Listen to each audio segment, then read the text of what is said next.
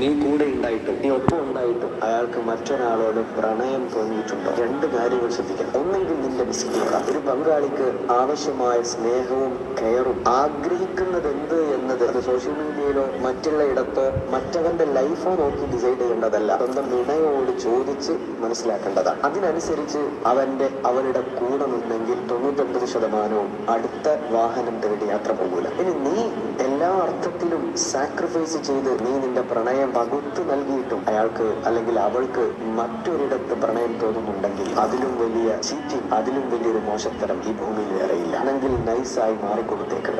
100% ഉറപ്പാണ്, നീ അനുഭവിച്ച വേദന, നീ അനുഭവിച്ച സങ്കടം, നിന്റെ കണ്ണെന്ന് ഉതിർന്നു വീണ കണ്ണുനീർ, അത് അവനാവട്ടെ അവളാവട്ടെ അവർ അനുഭവിക്കുക തന്നെ ചെയ്യും.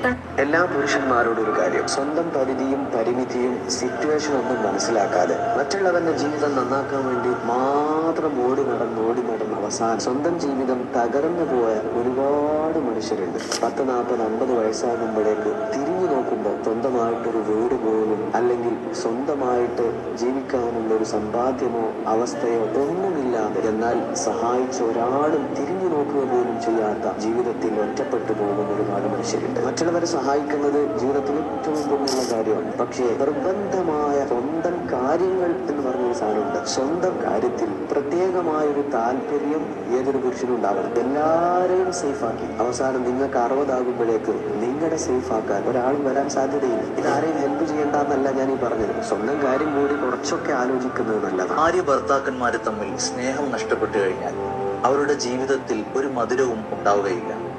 ഭാര്യ ഭർത്താക്കന്മാര് തമ്മിൽ പരസ്പരം സ്നേഹമുണ്ടാകാനും പിണക്കങ്ങൾ മാറാനും നമ്മുടെയൊക്കെ കുടുംബജീവിതത്തിൽ സമാധാനം ലഭിക്കാനും മഹാന്മാർ ഒരു മരുന്ന് പഠിപ്പിച്ചു തരുന്നു. ഒരാൾ ഇന്നാ അഅ്തൈനാക്കൽ കൗസർ എന്ന സൂറത്ത് ദിവസവും 11 തവണ പതിവാക്കി കഴിഞ്ഞാൽ അവരുടെ കുടുംബജീവിതത്തിൽ പരസ്പര സ്നേഹമുണ്ടാവുകയും പിണക്കങ്ങൾ മാറുകയും സമാധാനം ലഭിക്കുകയും ചെയ്യുമെന്ന് മഹാന്മാർ പഠിപ്പിക്കുകയാണ്. നമുക്ക് ഏറ്റവും അടുത്തറിയാവുന്ന ഒരാളിൽ പോലും നമുക്കൊരിക്കലും തിരിച്ചറിയാൻ പറ്റാത്ത മറ്റൊരു മുഖമുണ്ടാകും.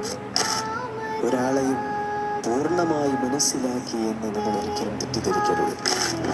ഒരാളെയും അമിതമായി വെറുക്കുകയും അമിതമായി സ്നേഹിക്കുകയും ചെയ്യരുത് എന്ന് നബി സല്ലല്ലാഹു അലൈഹി വസല്ലം നമ്മൾ പറഞ്ഞിട്ടുണ്ട്. എല്ലാത്തിലും ഒരു മിതത്വം നല്ലതാണ്. നമുക്ക് ഏറ്റവും ഇഷ്ടപ്പെട്ട ഒരാളിൽ നിന്ന് എന്ത് സംഭവിച്ചാലും നമുക്ക് മാപ്പ് ചെയ്യാൻ പറ്റും. പക്ഷേ ഒരു കാര്യം നമുക്ക് സഹിക്കാനും പൊറുക്കാനും ബുദ്ധിമുട്ടാണ്. അത് വിശ്വാസ വഞ്ചനയാണ്. നമ്മൾ ഒരാളോട് കാണിച്ച ട്രസ്റ്റ് അത് നഷ്ടപ്പെടുമ്പോഴുണ്ടാകുന്ന വേദന ഒരിക്കലും പറഞ്ഞറിയിക്കാൻ സാധ്യമല്ല. പിന്നെ നബി സല്ലല്ലാഹു അലൈഹി വസല്ലം പറഞ്ഞ വാക്കുണ്ട്, കപട വിശ്വാസിയുടെ 3 ലക്ഷണങ്ങളിൽ ഒന്ന് അവൻ വിശ്വസിച്ചു കഴിഞ്ഞാൽ വഞ്ചിക്കുമെന്നതാണ്. വിശ്വാസ വഞ്ചന വരാതെ സൂക്ഷിച്ചാൽ നിങ്ങളുടെ ബന്ധം മനോഹരമായിട്ട് മുന്നോട്ട് പോകും.